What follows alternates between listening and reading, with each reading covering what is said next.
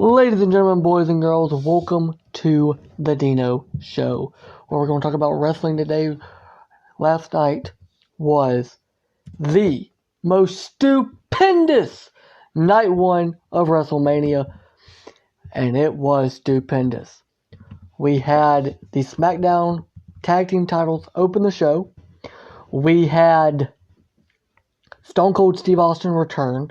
We had the glorious return of Cody Rhodes to WWE, and oh my God, was it amazing.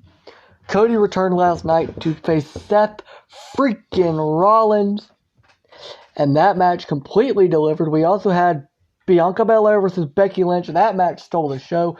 It was absolutely incredible. All in all, between the Stand and Deliver pay-per-view for NXT that was earlier in the day and then last night's Mania, holy crap, WWE went all out. Now, the SmackDown Tag Team title bout between the Usos and Shinsuke Nakamura and Rick Boogs did unfortunately end in a sad way. Rick Boogs attempted to lift both Usos on his shoulders. However, his knee caved in and gave out. He does have a torn quad, I believe. Yes, he has a torn quad. It will require surgery. So he's out for a number of weeks, and they went right to the finish with that. They also changed the finish, meaning that Nakamura and Boogs were supposed to win the tag team titles last night. That sadly did not happen. But they'll be back as soon as Boogs can get back. But the Usos do retain, and I guess because of the injury, I gave that match, because of the injury, because of short timing and everything, I give it a 5 out of 10. I mean, the entrances were cool, but it was a lot shorter than it was supposed to be, and the finish had to get changed, but it is okay. Now, the Drew McIntyre Happy Corbin match, for the first time ever in the history of Happy Corbin, or Baron Corbin, or Bum Corbin, however you want to claim him, somebody finally kicked out of his finisher, the End of Days. Drew McIntyre kicked out of the End of Days for the first time ever. Happy Corbin's finisher was kicked out in a WWE match. Now, Drew did go on to win the match, and then afterwards, he swung his beautiful sword, Angela, which is named after his late mother, right through the ropes at WrestleMania. That right there was a moment in itself. I mean, to see Drew just swing the sword, trying to cut off Madcap Moss's head, but he cut the rope instead. It was awesome. I gave that match, I'm gonna give it a 7 out of 10. 7 out of 10. It wasn't great. There were some spots there that could have been better delivered by the wrestlers, but 7 out of 10 I feel like is a really good place to put it. So yeah, 7 out of 10 for that match. Now the Mysterios versus The Miz and Logan Paul was the third match on the card. It delivered. Logan Paul showed off incredible athleticism, having leapfrogged Rey Mysterio. He also had a lot of top rope moves. Going into the match, I knew Logan was an amateur wrestler. I knew he had a background in wrestling in high school. I also knew he obviously tried to box. However, the WWE is completely different than both scenarios, because in WWE you have to learn how to sell moves. You got to learn how to sell a performance and make the audience really believe you. If you're getting hit or if you're hitting somebody, you got to know how to sell it and kind of tell a story. So going into the match, I expected Logan's athleticism to obviously be a key point of what he did. I expected maybe his boxing to be something, involved, and it was. But oh, was I surprised. Logan Paul sold really well. He sold all of his moves really well that he performed on the Mysterios, but he also sold every single move that both Rey and Dominic showed him. And there was times when Rey was in the ring with Logan, you could obviously tell Logan was green. Logan didn't know anything. When it was him and Rey, Logan was like, I mean, you could tell he was very new to this. Obviously, that's his first match ever. But when it was Logan and Dominic, that's when Logan really showed off. I mean, Dominic's also kind of green. He's done it for about a year now, but definitely kind of green. The Miz did turn his back on Logan after they won the match. Yes, you heard me correctly. The Miz and Logan Paul beat the Mysterios at WrestleMania. Logan did hit the three amigos and a frog splash with an Eddie Guerrero shimmy on Rey. But guess what? It didn't matter because the Mysterios, they responded with a tandem 619 to Logan Paul. I'm going to grade it based on Logan's performance exceeding expectation for a lot of people and him learning how to sell. I'm going to grade it. I'll give it a 7.5 out of 10. No, not that high. 6 out of 10. 6 out of 10. I'll go 6 out of 10. Now, the Raw Women's Championship match between Becky Lynch and Bianca Belair. First of all, the Texas Southern University marching band performed ahead of Belaire's entrance, adding a big match feel. Lynch hit the manhandle slam seconds into the match, calling back to her ultra-quick win at SummerSlam. Belair was able to kick out this time. However, the early sprint saw a lot of fast pin attempts before the match spiraled out to ringside, and Lynch sent Belair into the ring steps. Guys, I was incredibly looking forward to this match. I truly thought this should have been the main event. It writes itself. Becky Lynch's main event into WrestleMania and won. Bianca's main event into WrestleMania and won. 26 seconds at SummerSlam, Becky returns, beats Bianca for the title. It writes itself to be a main event match. They made it feel like a main event match. And it was the fourth match, I believe, fourth or fifth match on the card, which was absolutely incredible. But they absolutely stole the show. I watched that match all the way through the entire time. There was not one moment where I felt bored or I felt tired of seeing it. I wanted it to go on forever. There was never a botch between either one of the women. There never was a mistake made between Bianca or Becky. They both sold extremely well. They both told the storyline extremely compelling. It was it was the greatest wrestling match I've ever seen put on by two female competitors. It beats Becky versus Charlotte. It beats Sasha versus Bayley. It beats Bianca versus Sasha. It completely changed everything about last night. That match completely changed everything about the WWE. Also, Bianca Belair is back on top of the Raw Women's division. She has beaten Becky Lynch, the first woman to do that in nearly 2 years. Bianca Belair defeats Becky Lynch to win the Raw Women's Championship. I gave that match a 10 out of 10. No doubt in my mind it was a 10 out of 10.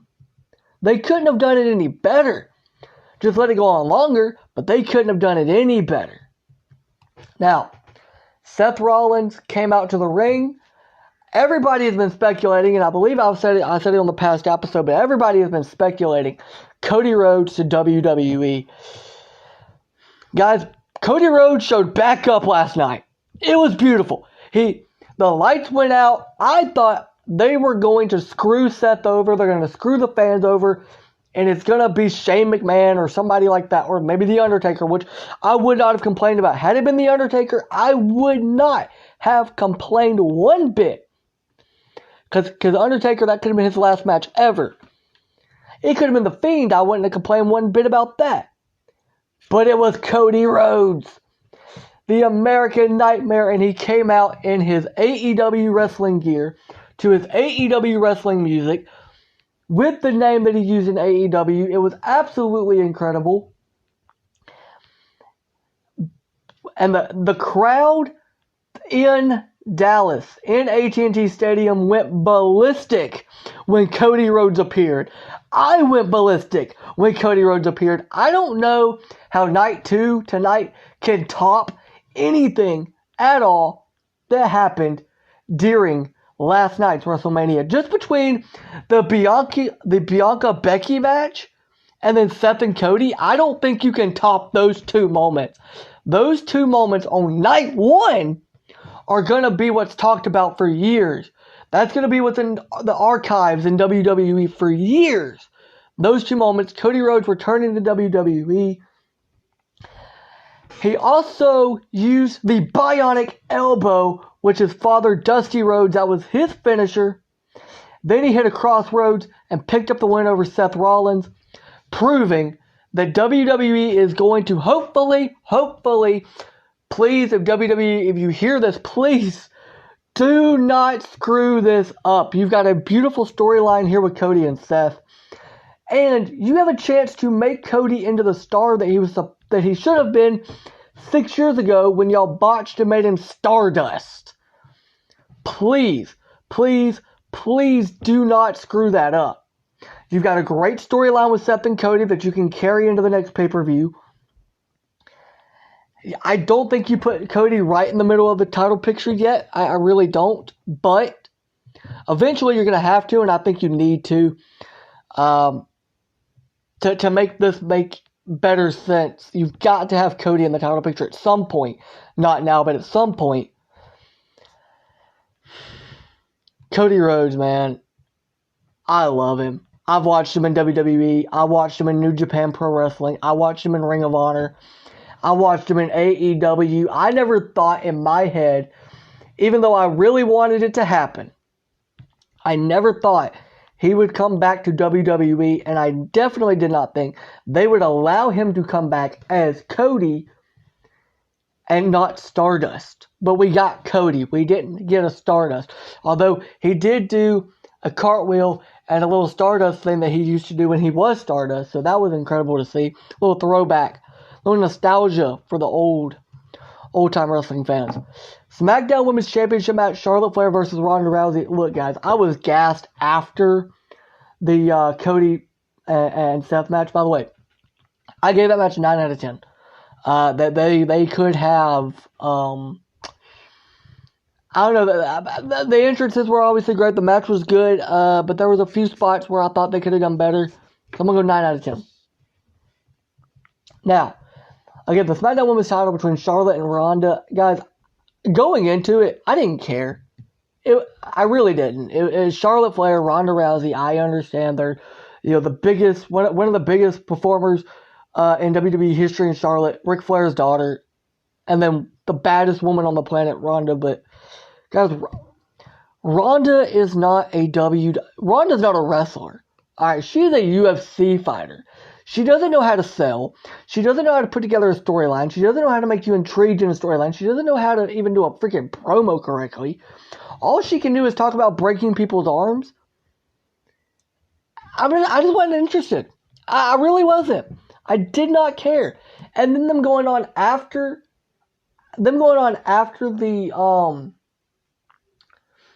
after Bianca, Becky, and then after Cody, Seth, the crowd was out of it too, guys. Like, if you watched it, the WrestleMania crowd in Dallas could not have cared less for Charlotte versus Ronda. I couldn't have cared less. But as the match progressed, they tried to make the crowd get more into it, and eventually they did. They kind of woke up a little bit, but guys, you could easily tell nobody cared. Nobody cared. I didn't care. You could tell that the fans in Dallas didn't care. It was just a dull match. It was a dead moment. I think had they put it on before Becky, Bianca, and maybe before Cody and Seth, then I think, yeah, maybe then you get the crowd into it. Because they're still they're waiting for the Cody Seth moment. They're waiting for Bianca and Becky, so they're still hype. Well, now they've gotten both moments. So they don't care about Ronda and Charlotte. Or at least I didn't. It was still a good match. Charlotte did win by questionable reasons. I mean, technically twice Ronda should have won. The first time the ref hit the 3 count, but Ronda had her feet on the bottom rope. Or Charlotte had her feet on the bottom rope, so they had to stop that then, and Ronda lost that time. And then the second time where Ronda had her, and Charlotte was tapping out, but the ref got knocked down by Charlotte, and then Charlotte hit a big boot and beat her. I mean, that's all it was, a boot and beat her. Literally, a boot. Not even a finisher, not a natural selection, not a figure 8, figure 4, a boot. I'll give it a 4 out of 10. Still WrestleMania. 4 out of 10. We okay with that? 4 out of 10? Okay. Then the main event. Stone Cold Steve Austin versus Kevin Owens. And it was a KO show, right? Well, no, because KO tricked him. KO tricked Steve Austin. He said, I want a match. I want a no-holds-barred match. Oh, they had it. They brawled throughout the AT&T Stadium. They ran up and down, left and right. They did it. They did it right. They really did. They did that right. It was the first time. So Stone Cold's been retired 19 years. It is the first time I've ever seen Stone Cold in a live match. I've seen his matches, obviously, in the past. I've never seen a live match with Stone Cold. So that was a cool moment for me as a fan to see that. He probably chugged about 20 beers during the match. Not to count what he did after. So he was pretty loaded. Pretty hammered. It was a great match, though. And in fact, Austin took some bumps, which I was surprised about. He took a lot. He took a couple bumps. I didn't know they'd let him take any bumps, but he took a few bumps. He actually did pretty well. Took a few bumps. But at the end, Steve Austin hits the stunner, beats KO. I'm going to give it an 8 out of 10. Okay, Stone Cold is older. He's been retired 19 years. He's been out of the business 19 years, you know. And I really didn't know if he could even take any bumps. As bad as his knees are shocked, his neck, his back, his head, all that. But he did take some bumps. And then KO sold that stunner really well from Stone Cold. So, and then Stone Cold hit another stunner. And then he hit one on Byron Saxton. 9 out of 10. I mean, it was a great moment to see, but and I'm glad we saw it, but yeah. Now, they also announced Gable Stevenson, former WWE or former collegiate wrestler, former Olympic gold medalist. So pretty good guy, right? But like, come on. But it was good. But let's go now to WrestleMania Night 2, the preview. By the way, guys, the Kofi Kingston, the New Day versus Sheamus and Ridge Holland did get bumped from the Night 1 card. Maybe they'll have it on the pre-show. It really just needs to be a pre-show, honestly. There's no reason at all to have that match be anything other than a pre-show, to be honest. But here we go. It is the second night, Night 2 of the most stupendous two-night WrestleMania in Dallas, Texas. So it may be this. I'm not sure this is the actual layout of how the matches are going to go. But the women's tag team title match, Queen Zelina and Carmella versus Sasha Banks and Naomi versus Rhea Ripley and Liv Morgan versus Natalya and Shayna Baszler in a fatal 4-way women's tag match. Now, personally, I'm intrigued. I really, really am. I'm intrigued. I want to see this match. I also really, listen, guys, I love Sasha Banks. Absolutely love Sasha Banks. I think she's the greatest women's performer that I've ever seen in my life. But I don't want her and Naomi to win. I actually want Rhea and Liv to win because I think them together as a tag team, Liv for Brutality, that's the name of the team. I think that could be really good, man. I really do. I think that could be a really good match. I think they can be a really good tag team together. Everybody's kind of picking Sasha and Naomi to win it, but I really do. I want to see, guys, I want to see Liv and Rhea do it. I don't think they will. I do believe it'll be Sasha and Naomi, but man, I'd love to see it, man. I'd love to see that. Now, the next match it seems to be on the card is Johnny Knoxville versus Sami Zayn in an anything goes match.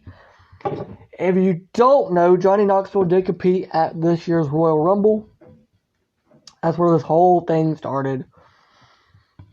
Guys, I'm going to be honest with you. I don't think Knoxville stays any, past Mania. I'm surprised he stuck past Royal Rumble.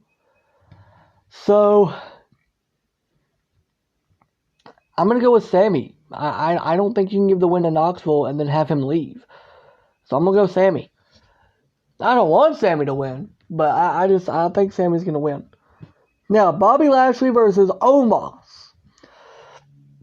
You want to talk about two big dudes about to square off, about to beat each other up? That's two big dudes about to do that. Bobby Lashley returning from injury after losing his WWE Championship, and he's going after the gigantic, colossal Omos. I think Bobby has to win. I really think Bobby has to win. I don't think you bring him back for Mania and have him lose to Omos. I don't think you do that. And I don't think they will. I think Bobby wins. Now, Pat McAfee versus Austin Theory. McAfee has been told not to touch Austin Theory until tonight. He hasn't done that, but Austin Theory has acted like a spoiled little brat ever since McAfee versus Theory was announced for Mania. Getting cheap shot after cheap shot on Pat McAfee. I want to see Pat McAfee put that big old massive cannon of a leg up and kick Austin Theory right in the balls. I really do. I want to see it directly hit there. That's what I want to see. Still think Austin Theory wins the match because I think Pat goes back to being a commentator. I think Theory remains obviously a wrestler, so Austin Theory's got to win the match. I hope not. I hope not.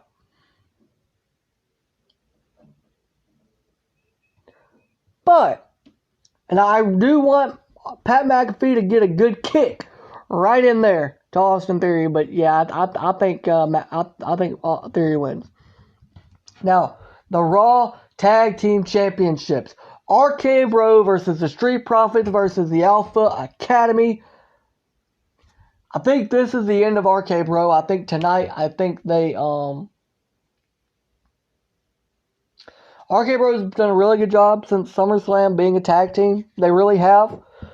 But I think it runs its course tonight. I mean, you've got Randy freaking Orton. Okay? Randall Orton. So, I think they're going to lose. I think it's going to be the Street Profits that win. Because I think the Street Profits need to be back on top of the tag team title division. I like that. Being back on top of the tag team division. But yeah, RK Bro's going to lose tonight. They may not even be pinned in that decision, but they'll lose. And I think Randy turns on Riddle. I really do. I think Randy turns on Riddle after they lose. Going into tomorrow night at Monday Night Raw, we're going to have Randy Orton versus Matt Riddle as a storyline, and I think that carries us into the next pay-per-view. We have a couple big pay-per-view matches between them, a couple promo packages between them, and then the final fallout, maybe at Money in the Bank. Or maybe SummerSlam. Now, the next match on the card, Edge versus AJ Styles. I don't think you can allow Edge to lose this match. I really don't. I think you have to let Edge win. I don't think there's any other option. Because AJ's obviously going to bring out the Pitbull version of himself, which is great. But this is an Edge that's on a new character level. He's at a new height, and I think you have to let him win this match. It's Mania. He needs this match. He needs this victory, and I think they give it to him. I've got Edge beating AJ Styles in a dream match for everybody, including myself. Now, the main event. Title for title. Brock versus Roman. The Beast Incarnate versus the head of the table. Now, Brock is 2-0 against Roman Reigns at WrestleMania. How you doing? Keep it moving. 2-0. But this is a different Roman Reigns. This Roman Reigns made it personal. This Roman Reigns says it's always been personal. And I think, with the very being of my soul, that the head of the table, the tribal chief, the future and present of WWE wins this match and unifies the Universal Championship, the WWE Championship into one. And he is the one to hold the one title in WWE. And that better be what happens. I don't want to see Brock as a champion, as our only champion. I don't mind seeing Farmer Brock from Saskatchewan. Okay? That's his character, by the way. Farmer Brock from Saskatchewan. He gonna go kill some moose in Saskatchewan. Okay? I don't want to see him as a champion when he's the only champion. Now, him as WWE champion, I don't mind it, because I know we got Roman on Smackdown. But we're only going to have one champion after tonight, guys. And I don't want it to be Brock. Because what has Brock always done in the past? He always leaves. And he'll come back when he feels like it, if he feels like it. However,